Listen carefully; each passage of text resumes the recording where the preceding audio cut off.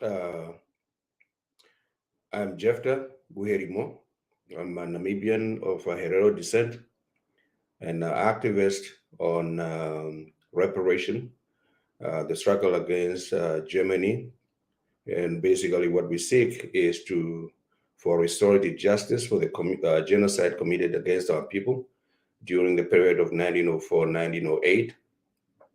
They killed 80% of our Herero people and 50% of the Nama people.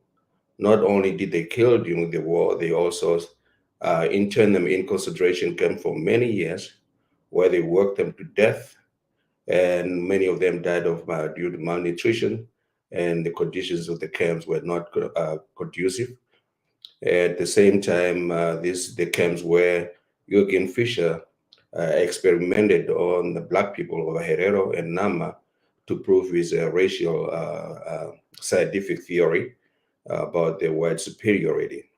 So this is a genocide that has not been told for many, many years due to very complicated political issues. But for the past decade, 2 decades, the Herero people with their leadership have decided to speak and specifically to demand apology from Germany and for Germany to acknowledge the atrocities that they committed during this genocide and also for Germany to pay reparations and so that the community can reconstruct itself. So this is a personal story, and some people say it's an old story, but I say it's also a story. It's a new story because it's being told now. The voices of the descendants of the victims are speaking up to demand justice. And so I always say this is a personal story because I wrote my book unBuried-unMarked because at one time, 2014, I sat down with my grandmother and I asked her whether she got to see her grandmother. And this is what she said. My grandmother died in the 1 year of Obuti. Her name was Inayovandu, which means the mother of the people. She became weak and sickly during the flight towards the Kalahari Desert. So my grandmother brother, Kathisi, and his friends instructed my mother, Maheuri, and her sister to keep on going with the rest of the family while they help her. They help her in the week. In the evening, the brother returned and the men rejoined the group without my grandmother. My mother asked him, "Where is my mother?" He looked away. He told her that they had left her under a tree. There is nothing we could do, and we are all too weak and tired to carry her. Then my mother retorted, "You mean you just left my mother like that to die?" After this exchange, my mother walked away from the rest of the family. She roamed alone in the Maheke Desert until they were captured by the German patrolmen. So to answer your question, my son, my grandmother was left to die under a tree. That's the story my mother told me about her. She was left under the tree to die. She was left under a tree to die. So that's part of my a story that I tend to bring to this discussion about the genocide. And it is a story that is very painful for me to tell and for everybody.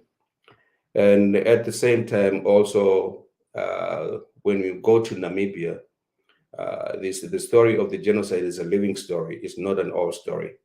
If you go to the place called the Shark Island, where it was a very rough concentration camp, very brutal concentration camp, you will see today it's a recreational park. The government of Namibia decided that this holy, I mean, this very sacred place to us over Herero and Nama is a recreational park. So the German tourists, who are the majority who come to Namibia, they go set up their tents as if nothing happened in that place. And then, of course, if you go to um, a place called Swakopmund, you will definitely see the burial site of the people who died in the concentration camps, and that is still where you can see the bones of those who were buried Sometimes the wind blows the bones, and the bones become, and the people will go and rebury them. So there is that re-traumatization of the descendants of the genocide all the time. And I always say that the landscape of Namibia is just violent. The past is still continuing to haunt it, and the landscape, especially, we have been dispossessed of our land, and so we are just spectators while other people are benefiting from colonial injustice and genocide on our ancestral land.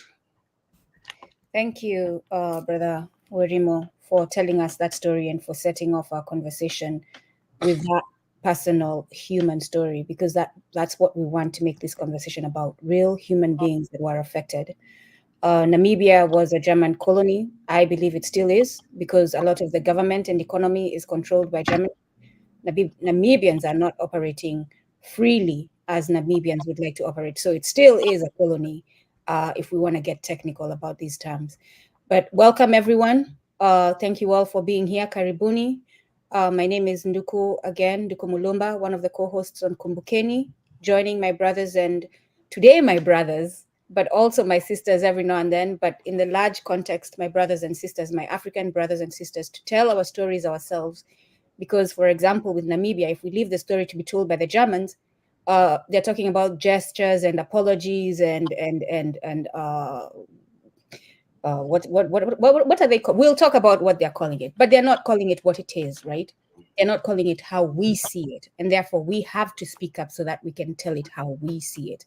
Brother Adesoji Milton, and then we'll introduce our guests. Yes, again, as we were saying in Yoruba, welcome to Kumbukeni. This I'm Adesoji Ginla, reaching you from London. And again, as Brother Milton would like to describe it, and aptly so, welcome to the Open University. And here we talk about ourselves, because the old African proverb says, for as long as his lions don't have a historian, the story of the hunt will continue to glorify the hunters. So today we have lions in our midst to tell us their story. And over to you, Brother Milton. Yes. Karibuni, welcome, sisters and brothers, from wherever you're tuning in today. Milton Alimadi.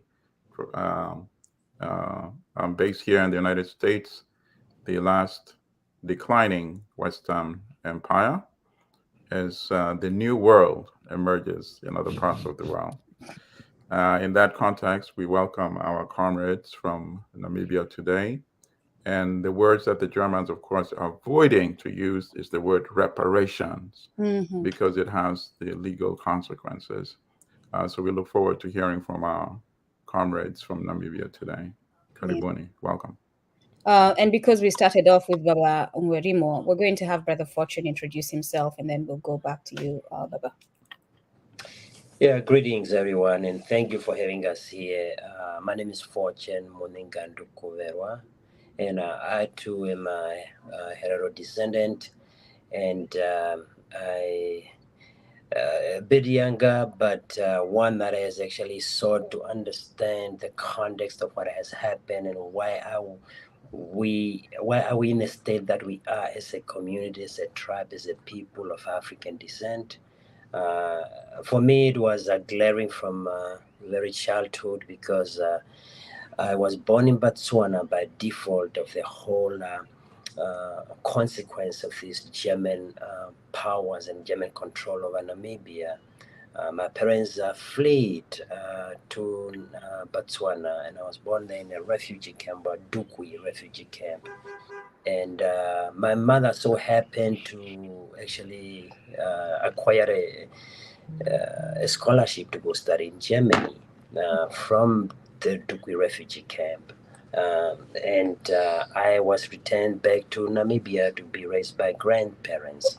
And as a result, growing up, I spent a great deal of time with the elders of the society at the time, and they told me many stories. And even now, in hindsight, many things also that I didn't understand as a child have come to surface, and have come to connect all these dots, and come to realize that all our lives we have lived under occupation, really, modern days terminology. That's what it is, because Namibia, given its geographic situated next to South Africa, our people went through the same thing, apartheid. They went through the same thing of having to have a pass, an ID of sort, to pass from one constituency to another within their own land. Their own land was taken, and not only the demarcation of Africa at large, the concept that have come or birthed by the 1984 infamous Berlin Conference, but within Namibia itself as well, there were demarcations between settlement, between what we call reservat, and this is the smaller scale of the larger demarcation of all Africa. Within African larger demarcation, there was also smaller ones. That way, and we have to understand this too, to put in context that the larger colonization and this marking of African lines as countries and what have you, those were seen in a broader microscope. Now imagine that and reduce it to a smaller one where nobody else can see. You need a special microscope or presence to understand what's going on the ground. That was happening, and as a result, even huge maim of humans and mistreat and all of those things were taking place. You all will probably attest to the fact that there was a lot of attention to South Africa, but to Namibia, none of it was happening, and as a result, much worse atrocities and cases of human rights abuse took place there, and we will get into the nitty-gritty of that. But I just wanted to kind of give you that spelling of when I grew up, the things I saw until I come here to America, a completely different countries where I'm seeing things through different lenses. I'm able to connect. Brother, I'm sorry. Can you introduce Junior as well? Because exactly, allow him. Junior is not going to be ignored. Only if you're comfortable. Yes. Yes, indeed. Say hi, Shari. Hello, Baba. How are you? You wanted to be heard, right? Yes, indeed. It's like knock, knock, knock, knock until you introduce me. I'm going to knock. Welcome, Junior. They are the voices of tomorrow. Tomorrow, exactly. We love you, Junior. Hi. So his name is Sharishe, meaning God's grace. Oh, excellent. Nice. Thank you. Yes. Yeah. Go ahead, Nduku, go ahead. Thank you. It's good to be here, and I look forward for these conversations, definitely. Yes. And this is the African way, right? We sit in conversation with all our generations and we tolerate each other. And tolerate is not even a good word, but we sit there no matter what is going on. It's not like Western culture where you have to be. Anyway, I am digressing.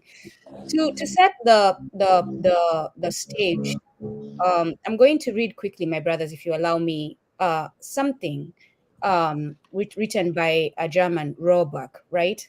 Mm-hmm. In one of his books. But this is just to show the intent before we start having the conversation on what actually happened.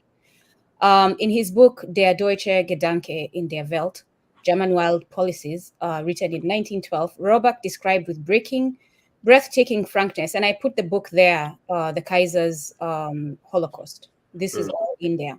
With breathtaking frankness, the principles that he had come to believe should govern the colonization of Africa.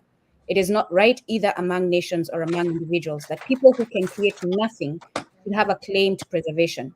No false philanthropy or race theory can prove to reasonable people that the preservation of any tribe of nomadic South African Kafirs, that's what they called us, South Africans especially, is more important for the future of mankind than the expansion of the great European nations or the white race as a whole.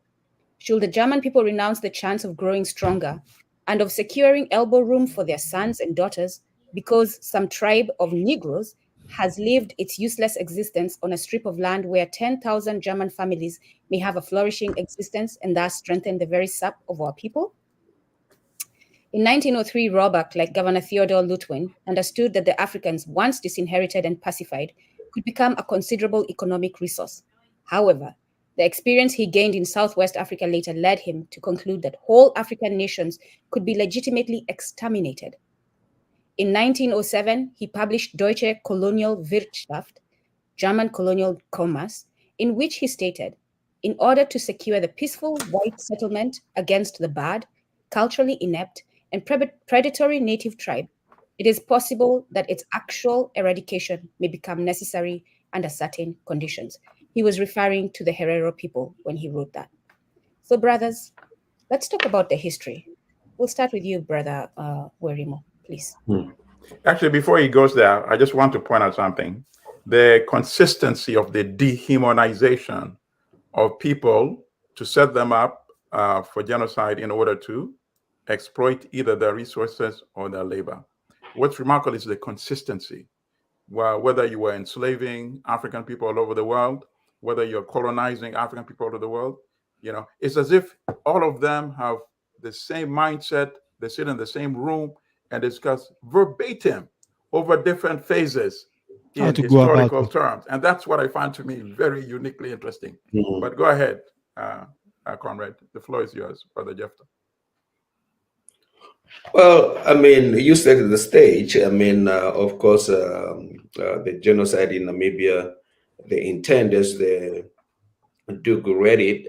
It was to exterminate the people, and then that was impossible. Then to clear them off their land, and one have to understand, like when, of course, when you're committing genocide, there were some outcries from Germany that von Trotter policy is just uh, doesn't make sense.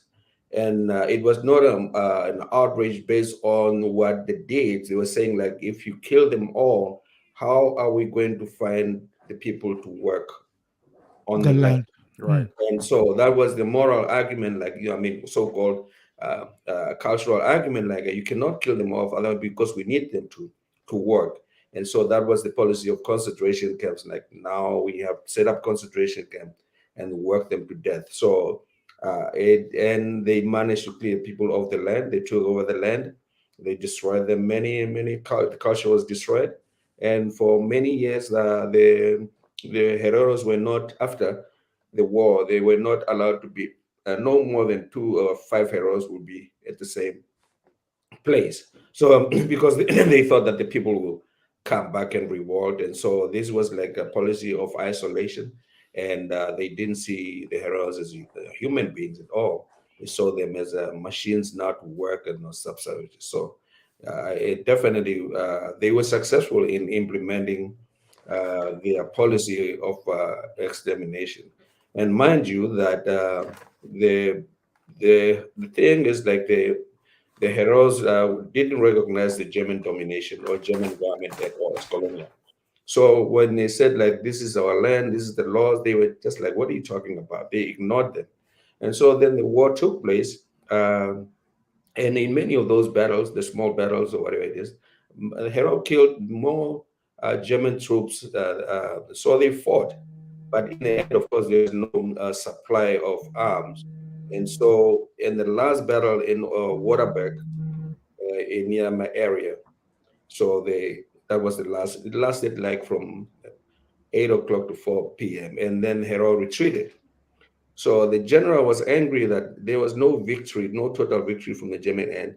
So then that's when he issued, like, now extermination order. It made it clear that a tribe like this must be exterminated. I'm not going to accept children, women, or men. They have to be killed. And so the atrocity, when you the book you are referring to, there's another book called Words Cannot Describe. So after the people ran away, so the elders and the young were left behind. And what did the German government do? They never took those people. They basically collected the dry bush, and the soldier, from the diaries of the German soldiers, said, like, and then burn them to death while they're still alive. People like this will never take these people until uh, for long. I mean, it was a brutal suffering. And so for them, Germany to say today that it was not a genocide, it was a colonial domination that went wrong, is arrogance and still based on racism and the whole colonial mentality that they still own Namibia up to this day. I am so glad you said that burn them alive burn them while they're still alive, because now we come into legal terms, right? And that's what makes it a Holocaust. And that's what makes your argument equal to the Jewish argument. And so this is where strategy comes in. But we will continue to talk, but let's put a pin on that fact. The fact that he admitted burn them alive, burn them to death while they're still alive, which makes it a Holocaust. Brothers, Alimadi Adesoji. Okay, so I want also for the comrade to briefly talk about a part that is not highly spoken about, not sufficiently anyway. This entire calamity is not adequately known around the world. But also, if you could focus on the eugenics experiments that occurred, the fact that they were even taking skulls of Herero and Nama back to Germany, and that in fact some of the skulls have not yet been returned, and taking them there for experiments, and how this was actually the precursor of what then subsequently occurred during the Nazi regime in Germany itself. And if the world has been so adequately informed that we have a certain perspective and attitude toward the atrocities that befell Jewish people in Nazi Germany, there's no way that we can then distinguish and say, oh, no, we can see that particular case as a special atrocity. On the other hand, we should not classify the calamity in Namibia in a similar way. So you can't have your cake and eat it too at the same time. The experiments, and then they carried what they had started in Namibia to its logical conclusion in Nazi Germany. So the compensation approach has been very different, very direct, very transparent to the victims of those atrocities in Germany.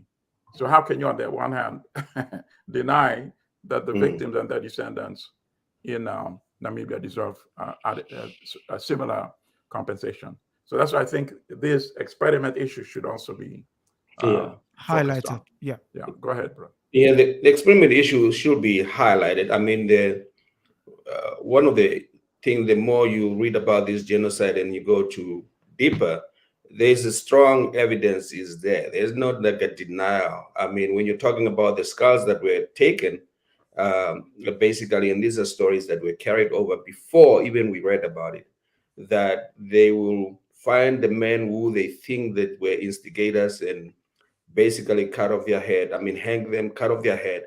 And the most disgusting part is that then they take the head and then they give it to the women to boil it and scrape it off with a glass so that they can be shipped to Germany. I mean, can you believe that? It's just that level of atrocity. So and yet the Africans were the ones referred to as savages and barbarians. Please continue. It's just like I just don't understand. So the evidence is there. Immediately after the war, the British government conducted commission of inquiry or something like that. And so they interviewed people directly who were just released from the camps, and they would explain about this whole atrocity that happened. And so, but after the Germans lost their colonies, there was a tacit agreement between the powers, like, okay, whatever happened in Namibia should be forgotten. And so they had a book called the Blue Book. Blue Book, yeah. And so they destroyed most of the copies, but of course you cannot destroy everything. So you still have that now, the Blue Book of Namibia. It's evident there, the stories, and we can relate, like they have the names of the people who are narrating what happened to them. And even some Germans, the German soldiers even wrote in their diaries. And the people who visited that Shark Island concentration camp, they said, they were like, German people said, like, this is unreal. What are they doing about it? Well, that's a question. I mean, it's like they cannot do anything for us unless Africans can do something about it. And the saddest part is, like, this history is known by very few people, Africans. And so unless we bring these Africans together to know about one another history, then I don't expect Germans to do anything, but I expect great solidarity from Africans to come together and challenge this, as Brother Melton said, this kind of double standard about things that happen before and then happen in Germany, and then once in Germany you deal with it quickly, and then what happened in Africa you feel like, no, that was a long time ago. And so it's just weird. I mean, it's not weird. It's just the arrogance of leaders and the arrogance of the Westerners and Europeans are always not taking us seriously. Yes. And it has to do the way we don't, probably our African governments don't take on themselves seriously.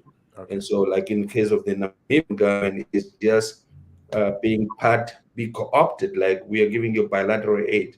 But this level of atrocities they committed and the current economic the current poverty in Namibia as a result of the genocide, and it's a system that it's hard to get out of it. The thing that we don't talk about much, and that we should talk about, is that most, if not all, African governments are currently made up of collaborators, right? Those who collaborated with colonial system, those who helped the colonial powers, are currently the ones who make up the African governments, and therefore we should not expect them to fight for us, because back then they weren't. Brother, okay, before you move on, I just quickly two observations before I pass on to Adesoji or Fortune. First of all, we need to start a campaign, and I hope you agree with me, brothers, Jephta, that Shock Island should not be a tourist camping location. That's where you start the solution. You have to start from home. So that's number one. That shows how seriously you begin to take this thing by starting with Shock Island, number one. Number two, we need to be involved in arranging to get some crowdfunding mechanism ongoing, so we can send you on a tour of a couple of African countries, find the proper people at the respective universities so that you can go and make presentations, whether it's in Ghana, Nigeria, South Africa, Kenya, a number of African countries. I have at least 5 places that you need to visit. Let's get the money and let's make sure that you can accomplish this trip. So those are my suggestions. Over to you, Adesoji. Yeah, I actually have a university that Brother Jeptha, when we're done, I should connect you with, that is looking to educate its students about this in Kenya. Right. That's good. That's good. I have some university students from John Hopkins going over there, but I would like African intelligentsias to go there. And, absolutely. And one of the caveat when I said the land, brothers and sisters, when I'm talking about the land in Namibia, it's one place. Before, when I arrive in Namibia, I can drive 70 kilometers from town to my village. And those 70 kilometers, left and right, it's a land that belonged to the Germans. Until I hit my so-called reservation that Fortune was referring to. It's like 70 kilometers. It's just, and some of those 70 kilometers, 13 kilometers by 12 kilometers is a private farm of a German, is a guest farm of a German who lives in Germany. And so it's just surrounded by this inequality, and it's a problem. People see it's a problem, but I think the young people, once they are not going to take, it's not going to be permanent. I mean, we'll be reading the situation like Zimbabwe, that there's no hope other than to fight. And not only to add to that, what Mr. Jeff is saying, this land and so named farms, they carry Herero names. Most of them occupied by these total foreigners that live comfortably in their country, but just hold land in a completely different country, while the masses and the native are struggling with land themselves. They all live in this reservation area that on top of each other. They carry Herero names to date. Wow. That is what you call caucasity. And colonization, which is why I said you're still colonized. Go on this. When you mentioned the issue of land, Brother Milton was, although a long time ago, but in historical terms, it's still fairly recent. He also experienced that journey that you said you took in terms of measuring distance between farmland that belongs Yes. to one person. And so, prior to us starting this conversation, we're talking about how Brother Fortune actually tied it that history on the African continent is about on the macro scale, but when you look closer into one particular country, in this case, we're talking about Namibia, it's a microcosm of what is happening on the continent. Yes. Now, when it comes to the issue of that land, this is going to be very painful to say, but what happened with SWAPO that allowed this to continue? Good question. The SWAPO government? Yes. Well, SWAPO was a revolutionary party, and that turned into a governing party. And of course, sometimes I blame them. But at the same time, the first time Namibia got independence, the first thing that the German did was declare that Germany has moral and legal responsibility towards Namibia. Mind you, that they never said about Tanzania and Cameroon, but they managed to say that. What did that tell you? That we have to be very close. And even they made it explicitly clear in the parliament during the time that they have to protect the interests of the Germans and the culture of German Namibians. So that in itself is like the whole issue of land was like off the table. Willing buyer, willing seller. And so immediately willing buyer, willing seller, meaning that the white people jack up the prices of their land. Yep. And they transfer most of their land from ownership individual and then transform it into like a business. So if the government confiscated, it's going to be a business, confiscating a business. So, I mean, the land in Namibia is now unbelievable. There's a land called Erindi, which is a Herero name. Recently, it's a big land. Recently, Mexican billionaire bought it for 1.1 billion. What? 1.1 billion. No, who bought it? It's probably Carlos. Is it Carlos Slim, the one who invested in the New York Times? Maybe it's one of the. I mean, I don't know. He died recently, but and so he's no exception. You find some Russians, you find many other people. Namibian land is just being bought up. We are just spectators in our own country. And as I said, someone on the size of Washington, D.C. is owned by one person. It's a farmland of someone. So the land issue and the SWAPO, you ask your question, they are afraid to address. And not only are they afraid, they also bought land that belonged to a Herero. So now the question in Nama people. So the question is like, now you are sitting on a Herero, former ancestral land of the Herero. How do you address the land question if you have now become part of the problem? And isn't it true that it's actually written in the Constitution as well? Yeah. Could you explain that for us and for viewers who are not familiar with the Constitution and the issue of land? Yeah, I mean, the issue of you cannot confiscate land. Is that what you're asking, Melda? Right. Yeah, so, I mean, it's a willing buyer, willing seller. So they had like two so-called land conferences. And when they bring the issue of land conference, it's always end up like, and guess who sometimes sponsor this conference? Germans. I was about to say. I mean, what is the German interest in sponsoring a land conference? So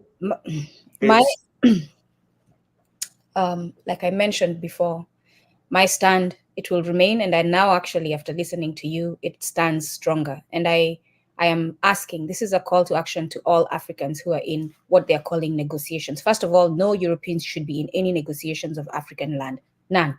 They shouldn't be in the room. I'm talking about when you're deciding what you need to ask for. Second of all, no African should buy any land from people who stole it.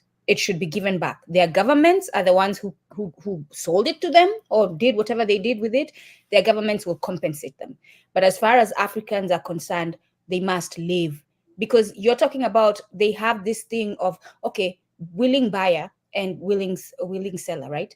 That means that the white man, whose theory that I read before was exterminate African people, Germans have the right to take over lands and expand their generations, right? No, they said elbow room, sister. They need elbow room. I'm glad you got that, because that was quite something, right? Hold on. Please stay focused. So now we're talking about, for any African, and I know why we do this, right? They did Zimbabwe so that we can all be scared. And unfortunately, it's working. And we should stand above the fear. It is better to suffer while you're sitting in your own land than to suffer and be controlled by colonialists, because you're still suffering. So my stance, and this should be the stance for all Africans moving forward, the land should be given back.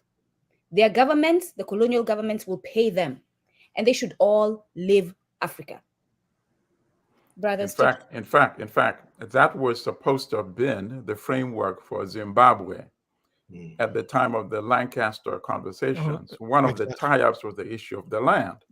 So that's where they came with a so-called breakthrough, when the United States said, Britain, we are ready to match whatever you offer to the Zimbabwe government to purchase the land from the descendants of the Europeans who had stolen the land, so that the money should not come from Zimbabwe's own resources or budget. But of course, the British reneged on that. And then the USA, well, there's nothing for us to match in that case. And that collapsed.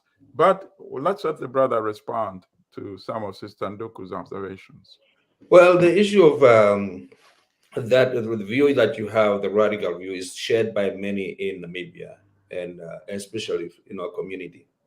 But also, as you said, you mentioned the issue of Zimbabwe, the reality of confiscating land and the political implication and the economic implication. It's also huge. So what we ask for is like reparation, and by that we mean reparation to fund.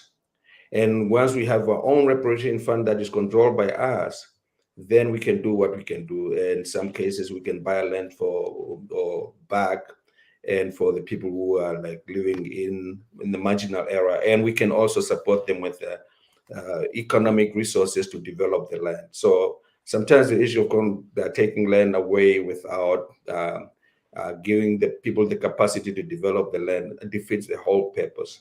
So it's very complex, but there is that part of the emotional aspect of land that I agree with you. It should be funded by the colonial German government. Like, let's buy back and leave the Namibia alone. But Germans love Namibia. It's like third home, and they still love it. They go there and they feel that this is their God-given land, and our government is part of that. So they did, in a negotiation for reparation struggle, they offered to pay 1.1 billion euros. However, over a 30-year period, meaning that they would distribute the money, I think $30 million, $14 or $50 million every year. And this agreement is between the German Foreign Ministry and Namibian Foreign Ministry. It's not rooted, it's not a parliamentary decision or the parliamentary joint parliament decision. Is just foreign minister to foreign minister, which means any political party can come in Germany and say, no, we are not going to fund it. We are not going right. to. And however, and they said that we are not going to pay you reparation. We are going to give you grants. And maybe you can have like chicken projects and whatever. Projects don't reconstruct a society. We want small industry. Right now, Namibia import toilet papers from South Africa. What do you mean that you can go to the supermarket in Namibia, all the eggs and produce come from South Africa. So when you have this project money, it's the only individual who can have like 6 chickens, 6 goats, and it doesn't add value to the economy. So the whole Namibian economic system is just, and mind you, we OvaHerero people, despite our own suffering right now in Namibia, We are the biggest, one of the biggest group that sell cattle to white farmers, actually to German farmers, and they take those live cattle to South Africa. Or now that the German Namibia is now exporting money to Europe and all of China. So, but we are just sell them. We don't. There's not even abattoir in Namibia in our area where we can even buy meat that is processed. Everything is just towards South Africa, Europe, and the little government abattoir doesn't even cater for us. It's so we want to develop this industry on our own terms. We don't want to be relying on South Africa to remain the suppliers all the time. They destroyed a system through the genocide. So we want to rebuild the system, the economic system, the cultural system, and the political system. And so we want to rebuild those stuff. And projects and grants will never reconstruct, will never help us do that. All right, 2 quick questions before back to my comrades. Has there ever been a counter plan drawn as to what would be a fair and adequate level of compensation in terms of monetary terms? That's the first question. And the second question is, the population of the Herero was, at the time of the genocide, 100,000 and 80% exterminated. What is the population of Herero today? And what is the total population of the country? And also for the same thing for the Nama, the same questions. Yeah, the population of Namibia is small, 2.5, and probably they do census all the time, but they don't, not by ethnic group. But okay, I so you would not be able to know. Okay. Yeah, probably 12, 15% of Hereros and 10% or 7% of Namas. And so, but the whole point is, like, as a result of the genocide, there is nothing we can do to participate in this democratic process. They cannot say, like, okay, let's go vote for the government to do this, because we are so small, and small not by choice, natural activity, but small because of the genocide. So that is the problem. And your first question was what again? Sorry. The first question was: has there been a study that has come up with the estimated, level of? Yeah, I cannot quote, but there's a Namibian economist and a lot of people who try to quantify it. I mean, as I said, I gave you an example of a small piece of land that costs 1.1 billion, and you cannot buy a farmland in Namibia under 5 million at this point. And we are talking about massive land that we have lost.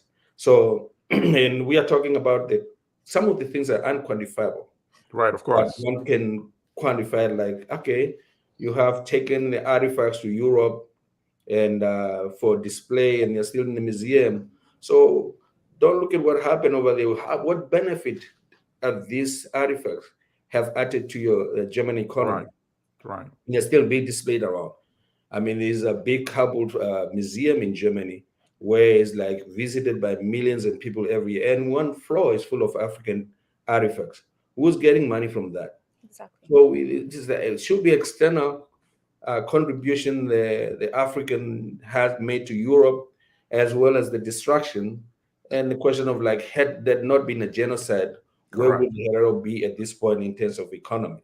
We used to trade on our own, sell cattle to people in South Africa directly. That has been cut off. So not only did we lose the land, we also confiscated entire cattle, livestock. These people should not own anything. Exactly. So the German farmers today, they all benefit from their back. I mean, of course, when people run away, they leave their cattle around. So they rounded those cattle, and that became theirs in the lands. So how do you quantify that? And I'm not yet an economist, but I think it's one study that also absolutely done we need this. And comprehensively and by a reputable university to say, like, what is the cost of this genocide? Right. In fact, this is a project that we can launch a campaign to get funded.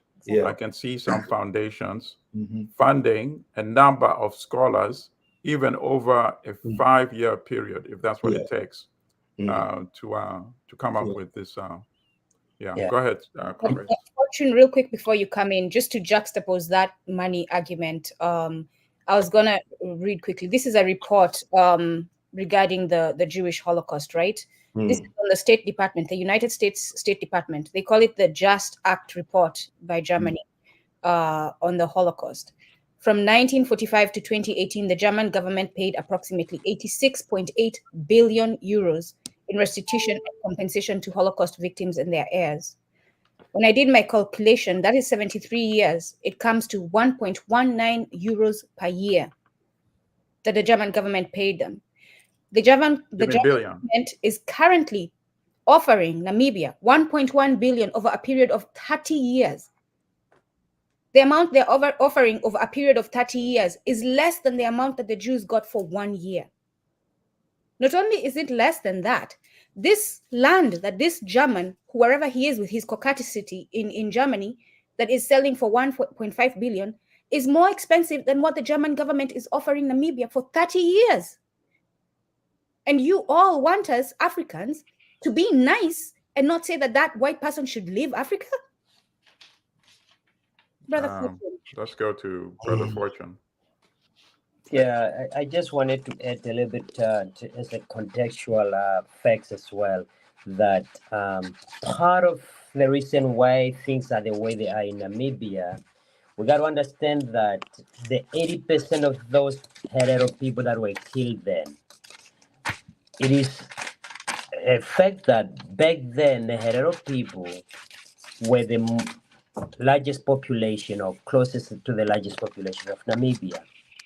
Without the genocide, not only would the Herero as a people will be by populace be the one almost in charge of the Namibian government to date, the Ivambo people that are now in charge as a part of the nation, the leading political party, is actually the one that's the majority now.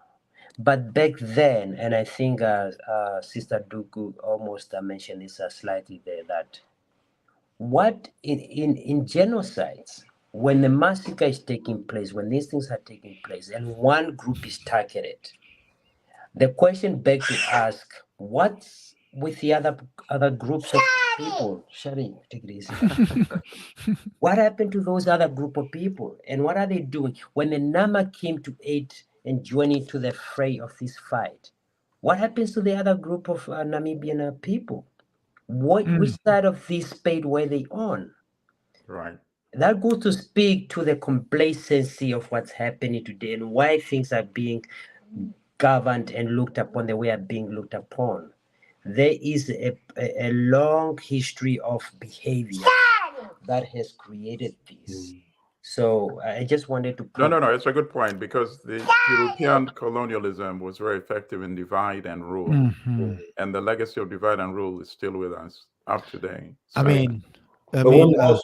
When you talk about the issue of the Herero, they have like over 30,000 Hereros who lives in Botswana, and probably over, I don't know how many in South Africa, but they have become South Africans, because when the genocide or when the war was taking place, the intent was to chase those OvaHerero into the desert, and most of them end up in Botswana, South Africa, and Angola. So you have this population that, especially the strong one in South Africa and Botswana, they have been living there. And so, but their own government doesn't really want them, doesn't want to bring them back. And so when you say like, what's the population of Herero? Yes, we are probably in the 8 or 7 point, or whatever it is percentage what we have. But at the same time, we have these populations who live outside, and they are not allowed. I mean, they could come back, but there are no economic incentive for them to come back. And hopefully they can also change the political dynamics.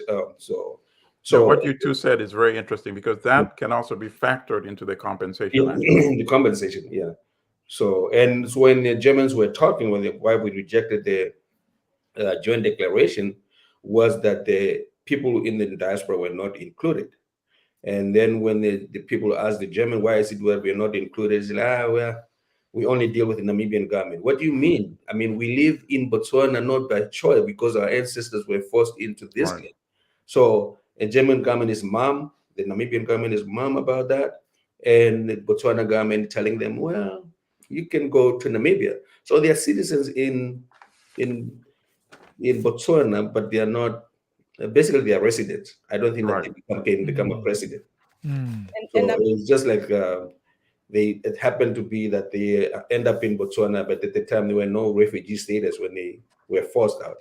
And so Botswanas were kind and hospitable enough to resettle them. And so they, yeah. No, sadly, it reminds us of a contemporary issue where the Israeli government tells Palestinians, oh, why don't you go to Egypt? Oh, why don't you go to Jordan? Yeah. Why don't you go to Syria? Exactly. That's exactly going to. You're right. I mean, it's the whole pattern, like clear the land of the people, like go south or go where? What is it that I'm going to do there? Invaders telling you what to do with your own land or your own selves. But I'm glad you brought up the issue of them using border lines to limit the argument of and the conversation of reparations. That to us Africans should be a lesson. And therefore, our arguments, our seeking reparations should go beyond borders. We honestly must unite in this front of seeking reparations. And I'm not just talking about African borders. I'm talking about Africans globally. Yeah. We have to unite as far as this, because the more we stay within borders, the more they have legal opportunities to meander through their loopholes. Mm-hmm. Right. Our legal argument for reparations must be solid, and part of it is going beyond borders. Right, but that also brings in the Accra Conference, which actually, brother, I think Jeptha was fortunate to have attended. Mm-hmm. So maybe he can speak a little bit about that and the importance of what Sister Nduku said in uniting our efforts. And then after that, Comrade Adeswoji, we haven't heard from you for a minute. So yes, I was gonna pose. To piggyback onto that. I was also gonna pose the question. One of the key reasons of why colonialism sort of still thrives in whatever shape and form it is in at the moment is the fact that our cultural ways of knowing are being petered out. As you can see by that deliberate deliberate action of dispersing people. Right. What that does is the center can no longer hold. I'm quoting a book by Wale Soyinka now. Is aside from the reparations and what have you, is there also a cultural movement within the Heros and the Namas to keep your ways of knowing of how you used to do things prior to this atrocity happening? Because if it's one thing that scares imperialists, is the fact that even when they knock you, your language is still held, your music is still held, the ways you plant, the ways you tend your animals. Because there's a movie I saw, I said a movie, the documentary I saw in which you were part of. When they were branding that cow, I saw, was it you that I saw wince? Because I knew there and then that that's not the way you did it. Because it's almost as if they are detached from the animals, but you know the animals is part of your existence. So that wincing was, I was looking at that wincing, I'm like, there is something about that wincing that suggests you're one with the nature. So is that part of your culture still being held in, in good regard? And just to add to what Adesoji said, when I saw that, I'm glad you mentioned it, Adesoji, because I had forgotten about it. It took me back to the branding of Africans for enslavement. That ownership. Mm-hmm. You can clearly see the calf is suffering. It's fire, like it's burning fire on the branding iron rod. And that is literally what we Africans, our ancestors went through. The same thing I saw there is about them. So this farmer is doing that so that no one else can claim that calf.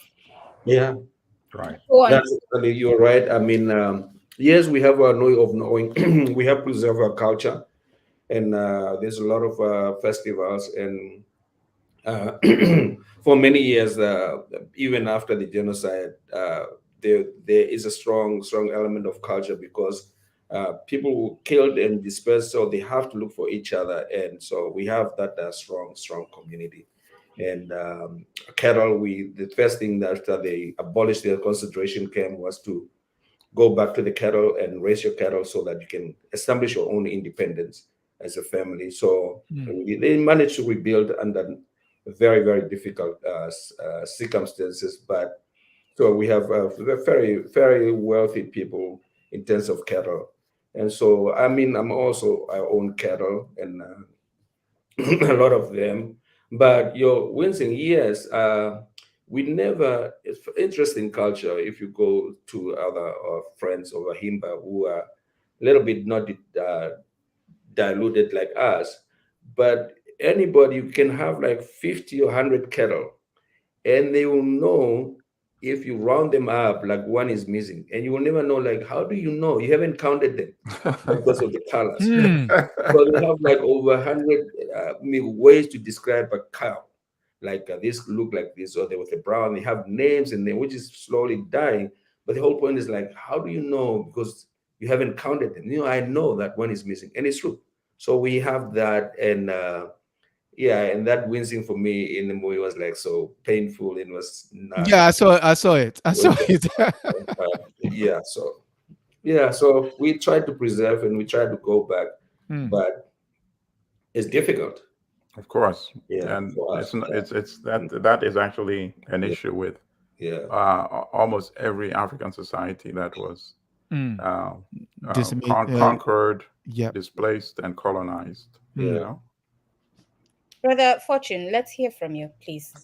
Yeah, no, I wanted to add to that as well because it's a very foreign thing, and I like the fact that you can connect the dots of that practice to how they even continue that to human, which is the blacks, the way they were dehumanized that way, and how that is something that the colonizers did to claim identity of their cattle.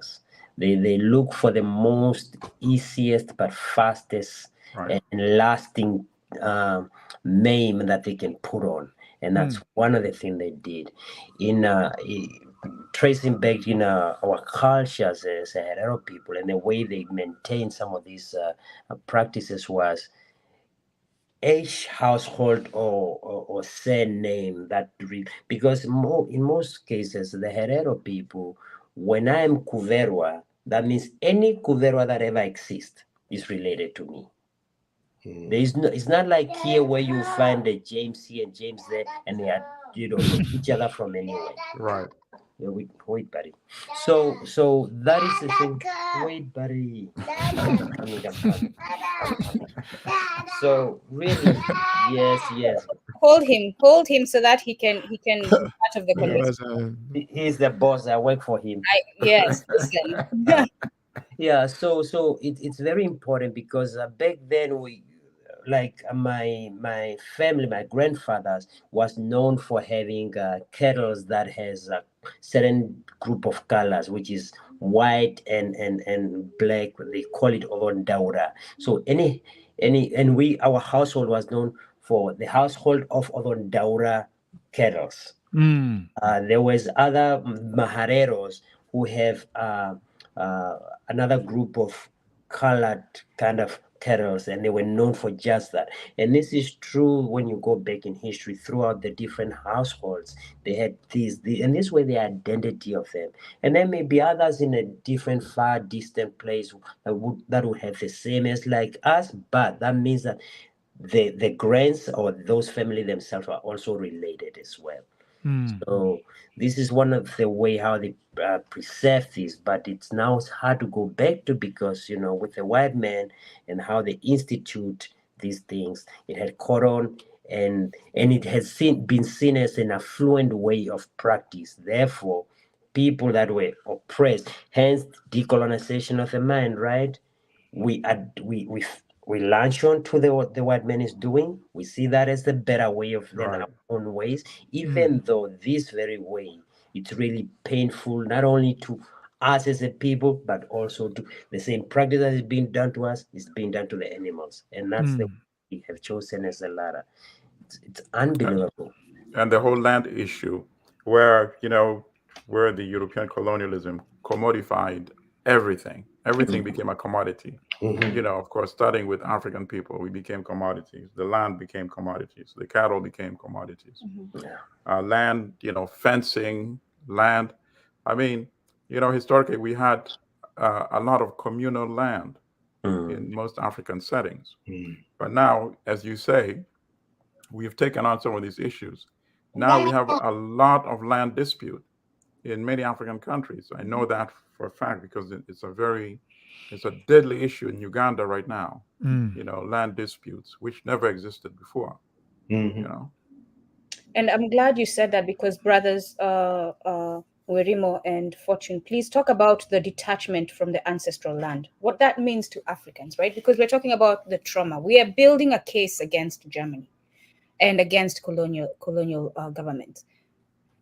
Because when they're arguing with you, they're telling you that's the past, right? Stop bringing it up. That's the past. We have nothing to do with it. But talk about how the past have affected the present, please.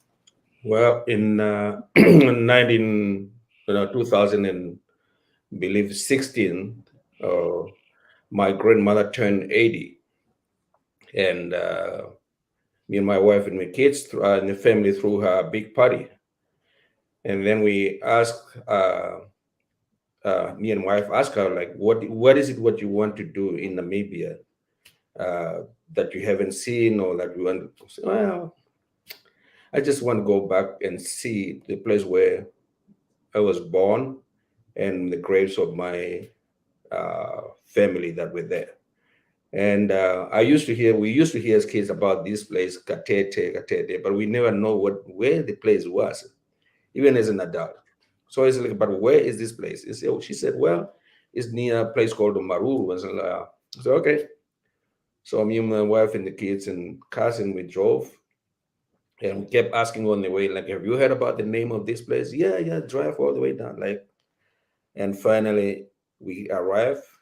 It was at the farmland. Now it's a farmland of a guy from Italy or something like that.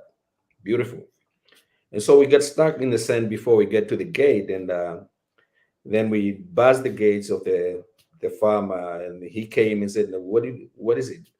Well, we are stuck. Can you help us? But where are you going? Okay, this lady, my grandmother was born here, and she wanted to see the graves of her ancestors before.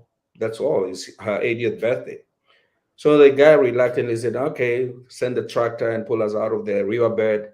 And we drove in the farm. His beautiful house was there, but the graves were still there. And said, yeah, this is the grave, so and so. So she was pointing out that. And then, as she said, but before you enter the farm, she always, the heroes she pick up the sand from the riverbed and kiss it and gave it to us. Like, you have to kiss, lick it and spit it all to the kids and to myself.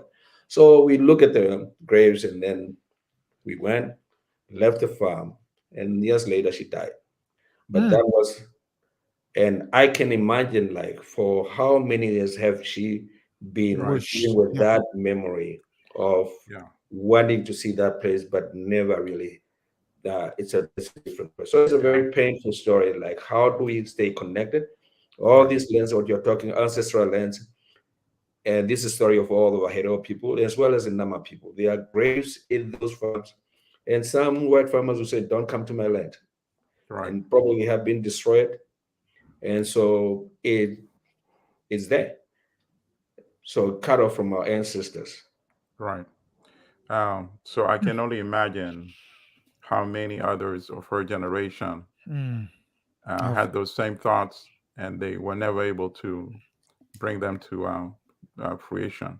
And, I'm pretty sure that she had a mission to make sure that she lived as long as possible, so that she would have an opportunity for, what you help her to accomplish. And also what she tried to do there was also to point you back to your roots.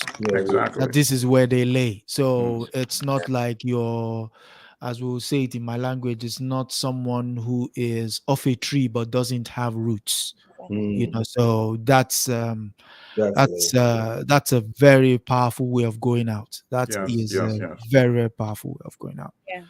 Yeah, and thank you for sharing. Yeah, she made sure your line did not end with her, that you took that knowledge and you will continue it.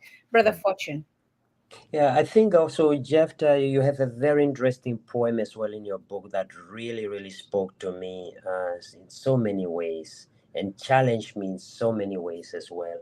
That talks about the crying out bones, the bones that have surfaced Right. to the top of the ground that were buried, and now over the times they have surfaced out, and this is very seen all over, even the coastal skeleton town. Hence, they call it skeleton towns as well. Some of these areas, but during the in the Shark Island area, I think that poem really talks about this land thing, that until the land is settled, the people and the spirits of of those that are gone will never settle. Right. And we Remain always restless. speak, Right. and we need to listen to this. Any human being that has sensibility, that has respect for human dignity, would recognize this. But what we have in power and in charge, and those that are not connected, not only are they not connected, they do not have the decency, let alone just the decency of human being for themselves and for others. Hence, they tend to ignore these things and look upon them as some kind of ancient history. It isn't. Right. Mm. Right. Thankfully, nothing is permanent, and it takes people mobilizing, continuing these types of conversations, and influencing even the younger generation, and eventually, people will have to answer the questions and address the issues that you can't pretend away. Mm. Look at the issue in South Africa.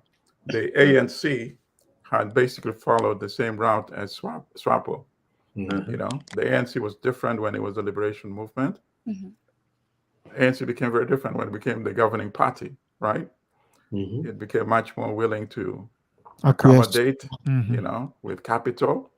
Many of them became absorbed into the very wealthy elite. Nobody's talking about the Freedom Charter anymore. But then that gave birth to the economic freedom fighters. Yeah. Because there was a big vacuum. Now the ANC is scrambling and trying to get back on the front line of addressing the land issue. So I see something like this happening also, definitely, in Namibia, particularly as the young generation become much more informed. And also, it will also be in this day and age of social media and what have you. It will be very important that you have people who are social media savvy within Namibia to start doing little clips. This is where this happened. This is where this happened. The more you put it out there, countries like this don't like staying on their veneer of civilized reputation. Right. And so the more you do it, Right. the more people will start asking questions, and the more it's uncomfortable for them to deny. The more it's uncomfortable for them to deny the obvious, because certain things are quite absurd. The notion that you would have a piece of somebody's resting place that doesn't belong to you.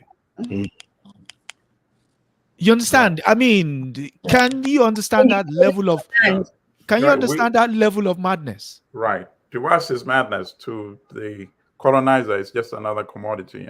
It's crazy. But they're in Africa, and so they're under African cultural guidelines, and we will remind them of that. Right. So Adesoji, I just wanted to add something in terms of what they really care about, the false notion of civilization and all that. During the research for my book, The Hearts of Darkness, and then later on, Manufacturing Hate, I read many newspapers of the post-World War II era. And I found a remarkable article. A major organization in Germany wrote to the British government complaining that even though our nations are on the opposite side of war, I'm paraphrasing now, it is a total destruction to all Europeans generally for British to allow African soldiers to be marching European prisoners, German captives, that this will break down the entire system and that both sides would end up being losing. So even though we are on opposite sides of this war, please, the one thing we can't do. avoid having European prisoners under the captivity of Africans. Yeah. So I just remember that whereas he was And, talking. and it's good you mentioned that, because those Africans were from Africa, because the governments were controlling them. A lot of Kenyans, a lot of many other Africans were sent there to fight. Right, absolutely. And whipped while fighting for those nations, whipped. So brothers, Nguherimo and Fortune, if you can please talk about, before we go to the audience, what do the people of Namibia, the Herero people, want done, and how can we, the rest of Africa, help? Well, as I said, we are a small group of people due to the genocide, and our own government is aware that we don't have the numerical numbers to change the political system, and our work depends on advocacy. And we have been advocating for the German to apologize, and finally they apologized. We have been advocating for them to pay reparation. Finally, they're offering something like that, but it's just a small series of a struggle that we are waiting. So we need some friends, and friends, as you suggested, Melton, over to quantify at the university what was lost during this genocide. Of course, when Germany offered 1.1 billion, all the international newspaper asked the question, is that enough? But they didn't quantify that. Why they're saying it's not enough? But they know, is that enough? No. So, but we need that quantification of what we have lost. It's going to be difficult, but it is doable because of these highly educated Africans. We need some support, as you said, to even put the Namibian government, when you meet a Namibian government representative, and ask them, like, why are you doing what you're doing? Because the issue of this small agreement of grants, and even being arrogant to exclude the people who are affected at the negotiation talk, it's very dehumanizing to OvaHerero, Yes, but it more is. importantly, dehumanizing to the African itself. Of course. I mean, we are so-called independent government. Right. So how can you allow that division to take place in modern times? And the issue of bilateral assistance, Namibia is a rich country, 2.5 million. We have a lot of mineral resources going be extracted. They say, like, recently there were 29 companies, mining companies, that they are not registered, or they don't pay taxes. What is that? So the whole point is, like, we need to put pressure on African governments. Yes, And I I agree. was recently returned from Accra at the Reparation Conference, where I was asked to talk. And one of the suggestions in the call is there for Africa to put reparation fund, not to refund, but reparation fund for us to fight and to provide each other with intellectual resources and financial resources. Brother Melton suggested that we need to funding to fight these Europeans. And one of the key issues is decolonialize the law. I mean, if you're saying that the genocide took place before the word genocide was coined, and therefore it doesn't apply, it's arrogance. While at the same time, 1945, the word genocide was coined before the Holocaust. I mean, uh, uh, after the Holocaust took place. And so, why are you applying this double standard? And where is the international law? Where is the International Court of Justice on this? And so, the Namibia case or African case should be a collective. If we win Namibia, it may open up possibility for the DRC and everywhere. I mean, it's Right. like, and so we have to fight. Like, I'm sure the sister from Duku is like the Mau Mau settled out of court in Britain. What did they deprive us? They deprive us of a template of legal Right. arguments for us to pursue other cases. Right. And that's why they did that, actually. So nobody will talk, no history books will be reading about that in legal terms, like, okay, this was the arguments. So we have to collectivize our struggle and this solidarity. And as you said, we need more African scholars to even visit Namibia to talk about what we are talking about. I'm sure in South Africa it's the same. I'm sure in Zimbabwe is the same. But the extreme cases of Namibia and even the whole point of putting up a tent at the former concentration camps, nobody would do that in Europe, in Germany. In Germany, actually, they've made sure that they've preserved the Jewish Holocaust places. The locations where it happened are preserved. You cannot do anything there. Yes. And so why do we, our own government has to allow that the bones have to be, where the wind has to blow them exposed. And the municipality or the town, this is a town where the Germans are dominant, or they call it their own little Germany. Why is this allowed? Why can't we honor these people and provide them with a proper settings where they can be, this place could be a shrine or something like that. But it is just those we need those resources, solidarity and support. Right. And as Sister Nduku said, we cannot expect our so-called governments to do these things, which in fact they're supposed to be doing. So we have to find ways of bypassing them by working with people in civil society organizations. Just like, this effort that you are carrying out should actually be carried out by the government. But they took peanuts, And we shared 1.1 billion. That's just outrageous. We shared the link at the beginning of the comments if to see the website talking about what Brother Nguherimo is doing. But Fortune, please, if you can please talk about that. What do the people of Namibia want? What do the Herero people want?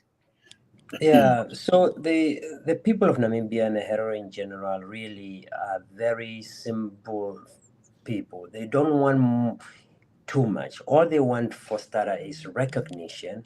They want to be included, as it is a testament into the international principles and practices written not by us. We just want the international communities to use the text that they have subscribed to this to be applied evenly.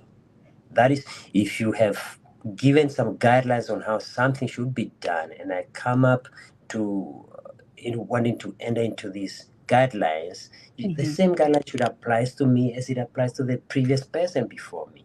Right. That's all we ask for, inclusivity.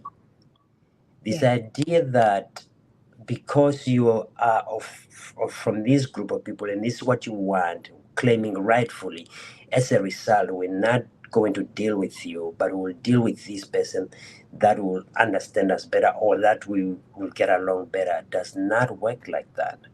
And it creates the unfairness, and it really render the whole principles and international practices not good anymore. What good is it for if it's not applicable to a situation that fits that very bill? So not only that, so there's that hypocrisy, there's that double standards, and to us, to the Herero people, it goes to tell us that you are treating us this way because we are Africans, we are black. This is the only thing that a sensible mind will arrive at, because our case is even stronger than many other cases. Even the Holocaust is a precursor to the Holocaust. And if you do not want any Holocaust or genocide to happen anywhere else, wouldn't you want to study this and mend this and make sure you redress it so that these very practices don't get ever actuated anywhere else? I think that if you mean well, that's what you would want to do. But the fact that you do not want to deal and redress that and take care of that accordingly goes to tell you that you do not really care about people being murdered or genocided, so long as they are not these people. As long as they're not Europeans. Yeah. As long as they're not Europeans. I mean, look, Ethiopia was a part of the League of Nations, right? And the League of Nations, one of the reasons it was formed was to stop wars of aggression, right? When Mussolini was getting ready to invade Ethiopia, Haile Selassie said, I'm a part of the League of Nations. He went to the headquarters, he addressed, he made the speech, they clapped for him, nothing. They clapped, they nodded, and they allowed Italy to invade. So yes, you're just exposing another one of the many hypocrisies that these so-called international laws apply to others, but not to us. And you're right. We need to make that demand that we must end this hypocrisy. You know? And here goes again my suggestion as we continue to unite, because it cannot be a Namibian only fight. These conversations, well, first of all, let's stop with the word negotiation, right? It has to be us coming together to analyze, like you were saying, Baba Nguherimo, to analyze what the damage is. Look back, look currently, see what the damage is, to analyze what possible solutions could there be. How can we help so that we can build our economy? And then we present it to them, and they must accept it. And if they don't accept it, we start taking away access to things. We have to be that bold as Africans if we're going to heal. We start taking away access. That company in Namibia that is digging for diamond, goodbye. Your government did not sign this. They didn't agree. So goodbye. Go back where you came from. You no longer have access to minerals here. We have to create African law to fight this. We cannot use their laws to fight this. We cannot use international law from institutions that they built with their own law. Like, for all of us, honestly, let's think logically. You know, there are things that can be done. For example, and you can demonize and lambast him for many things, Joseph Kabila. But before he left, should he have been president in the first place? That's a whole different question. But however, before he left, he changed the laws on royalties. He increased it by several fold. And the company said, oh, we are not going to accept it. We're not going to sign it. He said, okay, so be it. We are so used to being deprived anyway. So let's see who's going to be the bigger loser. You know what? One by one, they started coming back and signing. As a result, DRC is still not making what it should be making, but it's making a lot more out of these revised royalty conditions. So these are some of the strategies that need to be applied. But it could only help in the case of Namibia if indeed we approach it as an African collective. You know? There was a book I was reading recently titled Silencing the Past. And in that documentary, again, another thing that came to mind was when the question was, so where do we go from here? And the farmer said, well, I don't think giving them the land or giving them anything would be the way forward. So the question I'm asking is, are the kids coming now, are they aware of what transpired before and how it has impacted who they are right now? By that I mean, is this history being taught in schools? And if it's not, is it being taught by the people away from the educational system? So that when you stop fighting, they will continue the fight. At least they would have the context to continue said fight. Unfortunately, it seems like that was a reaction on the government too. So. But you, come on. You remember you never studied that in school at all. Not at all. And this is the sad of this, how sad it is that even coming up in school, our own African history in Namibia, perhaps South Africa, I don't know if it's because of the South African thing or whatever, our history was never really, we were leaked, getting leeches on our hands and buttocks over the fact that I do not remember the capital of America, United States, as of like it has any relevance to anything that I'm going to do in the future. Or how to spell the Mississippi River. Yes. Or who discovered the United States. Come to find out it's a lie, it all together. After all. So you were taught Columbus as well. I was told Columbus and what the good deed that he would do. And he got struck.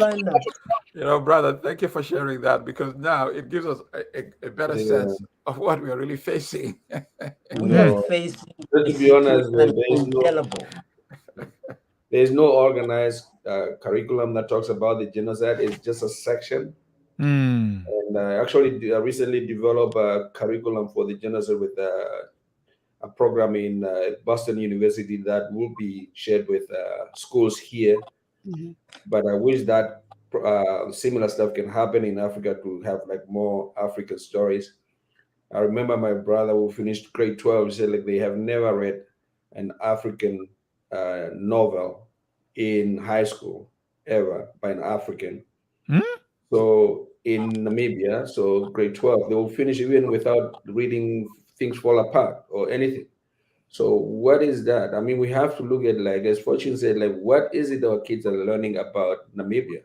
And to be honest with you, sometimes you ask Africans, like, where's Namibia again? It's like down in West Africa, like near Nigeria. No, go down. Go down where?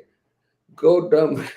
So I have to explain. So the simple geography and lack of knowing, and our kids, as you said, there's so much work to be done in terms of education. It is a program. I mean, it's a struggle. You go from advocacy to education, so it's just like, as we as activists, we have those many hats to wear, and to bring young people into fold to understand. I mean, most of them understand that the German killed OvaHerero, but that's basic. And so if you cannot understand why you are living where you're living now, then it doesn't help. It takes years later to realize, like, wow, I'm buying the grass from this white German farmer, not because my parents are poor, because that was their land. Right.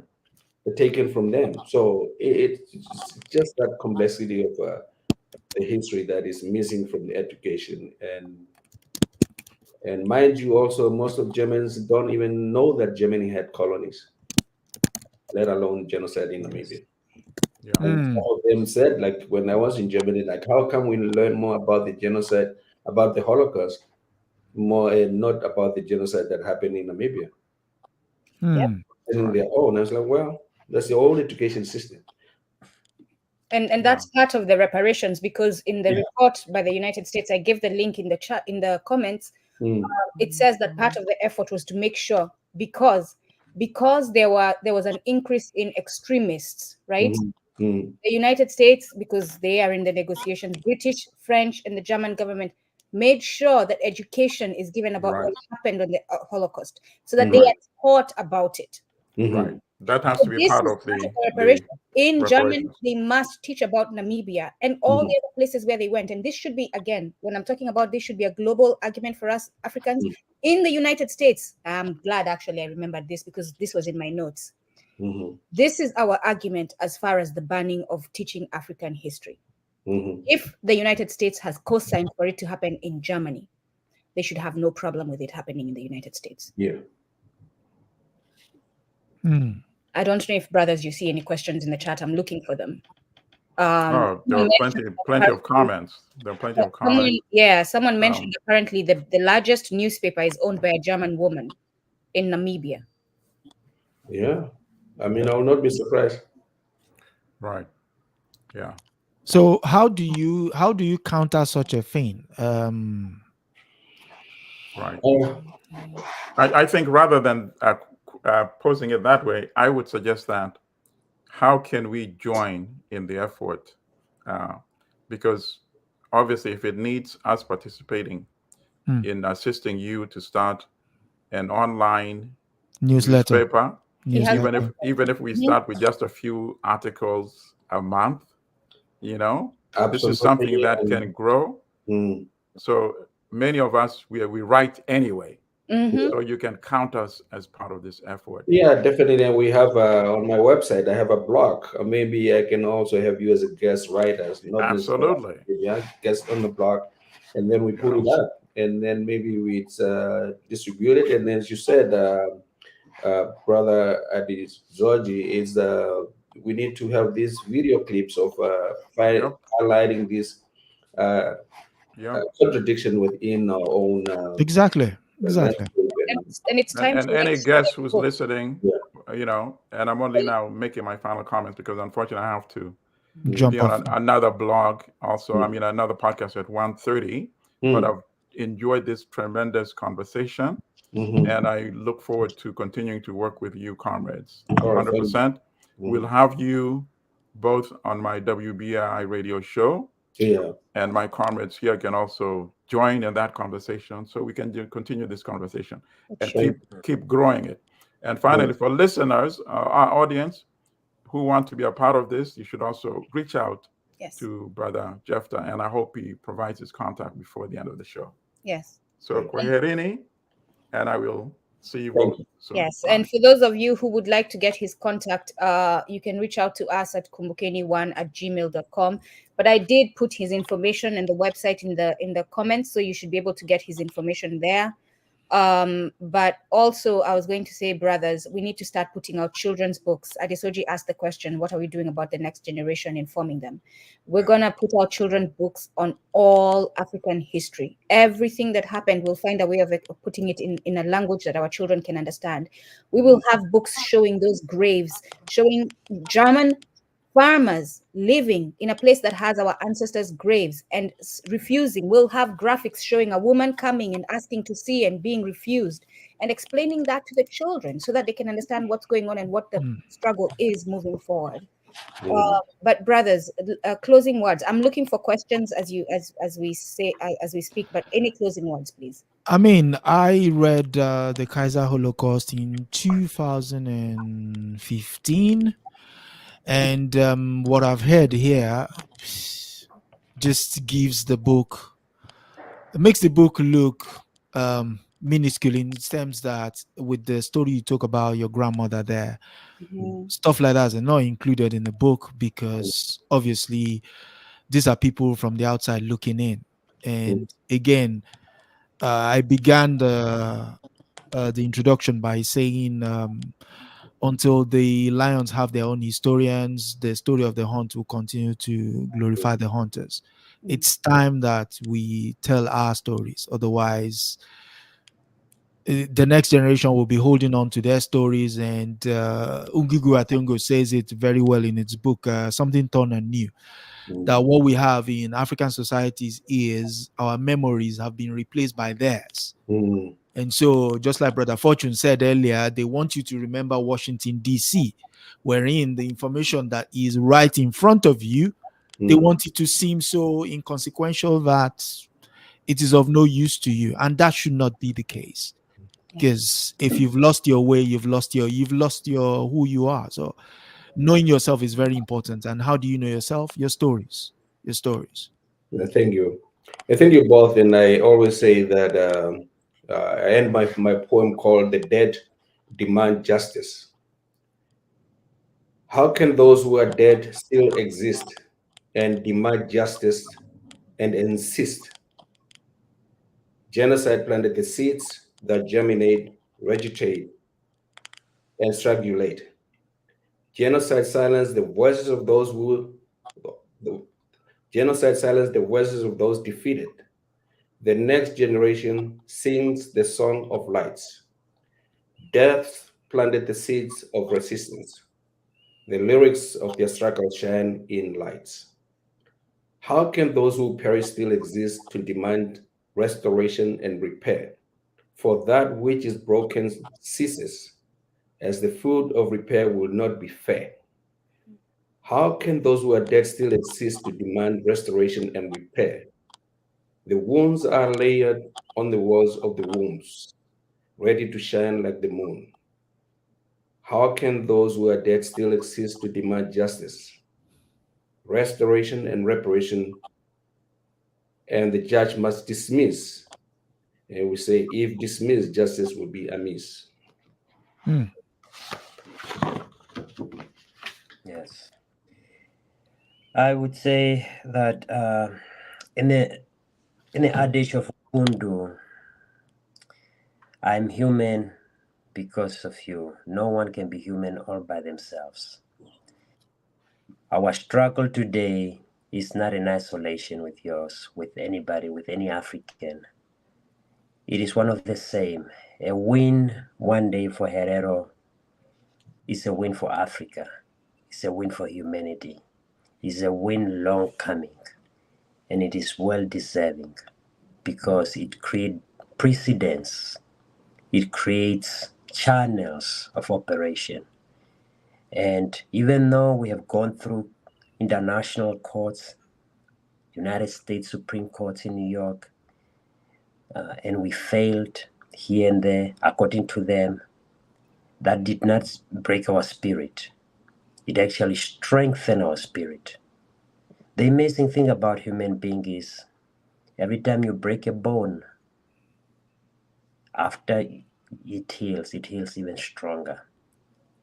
All those failures will take us to the largest of victory that will really be inclusive to all of us.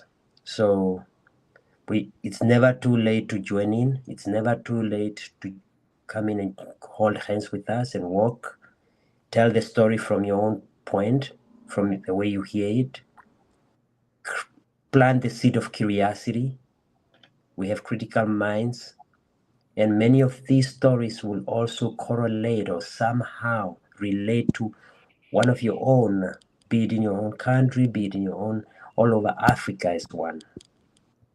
Our suffering is not in isolation.